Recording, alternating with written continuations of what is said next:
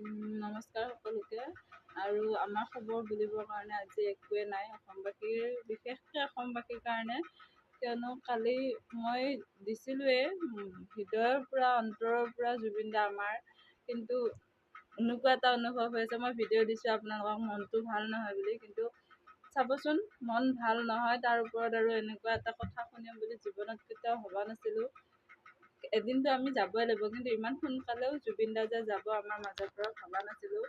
এতিয়া মানে কালি ৰাতি মই শুব পৰা নাই, মোৰ কামো আছে যেনিবা, এনেকৈ কামবিলাক আছে যিহেতুকে মই ৰাতি কামো কৰি আছোঁ, মোবাইলো চাই আছোঁ।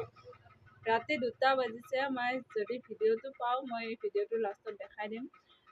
2টা বজালৈকে মোৰ টোপনি অহা নাই, নাজানো কি হৈছে, মানে ইমান বেয়া লাগিছে ক'ব ভাষা নাই। আৰু এইটো মানে ভাবিবই নোৱাৰোঁ যে জুবিন দা নাই। আমি আজিলৈকে হয়তো কাষৰ পৰা দেখা পোৱা নাই, চাব পোৱা নাই, তথাপিতো বহুত ভাল মানুহ সেইটো জানো। আৰু যিটো দেখিছোঁ শুনিছোঁ হয়তো আমাৰ ল'ৰা ছোৱালীখিনিয়ে নাজানিব, কিন্তু এতিয়া মোৰ গাৰ লোম শিয়ৰি উঠিছে। দেখিছে আপোনালোকে, একদম গাৰ লোম শিয়ৰি উঠে। এনেকুৱা এটা মানুহ আৰু আমি নেক্সট টাইম কেতিয়াও নাপাওঁ।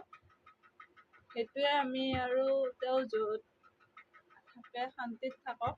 ইয়াতেতো দেখিছোৱে আমি বহুত কষ্টত তেওঁ জীৱন পাৰ কৰিলে, নিজৰ কাৰণে একো এটা নাভাবিলে, চব বেলেগৰ কাৰণে দি থৈ গ'ল।